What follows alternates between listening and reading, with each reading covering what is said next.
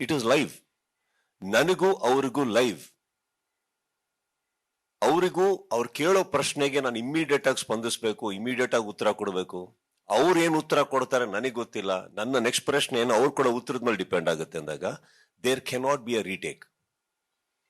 Retakes ಅನ್ನೋದು ಎಲ್ಲಿ ಬರೋದು ಅಂತ ರೀಟೇಕ್ ಅಂತ ಬಂದಿಲ್ಲ ಇವತ್ತವರೆಗೂ 10 ವರ್ಷದಲ್ಲಿ. ಎಲ್ಲೋ ಒಂಚೂರು ಫಂಬಲ್ ಆದಾಗ ಮೇ ಬಿ ಆ ಒಂದ್ ಲೈನ್ ತಗೋಣ ಅಂತ ಬಂದಿದ್ದು ಯಾವಾಗಂದ್ರೆ ಬಿಗಿನಿಂಗ್ ಅಲ್ಲಿ ನಾವೇನು ಓದ್ತೀವಿ, ಬಿಗ್ ಬಾಸ್ ಸ್ಟಾರ್ಟ್ ಆಗೋಕ್ಕಿಂತ ಮುಂಚೆ ವೀಕ್ಷಕರಿಗೆ ನಾವೊಂದು ಹೇಳ್ತೀವಿ ಗೊತ್ತಾ, ಏನೋ ಒಂದಿಷ್ಟು ಒಂದು ಶೀಟ್ ಅಷ್ಟು ಓದ್ತೀವಿ. ಅದು there can be a little fumbleness. But once the show starts, ಬನ್ನಿ ನಾವೀಗ ಮನೆ ಒಳಗೆ ಹೋಗೋಣ ಅಂತ ಹೋದ ತಕ್ಷಣ there is never a retake. And ನೀವು ತುಂಬಾ ಚೆನ್ನಾಗಿ ಕೇಳಿದ್ರಿ ಕಾಲ್ ನೋವು ಬರಲ್ವ ಅಂತ. ಸರ್ ಇದು ಒರಿಜಿನಲ್ ಸರ್.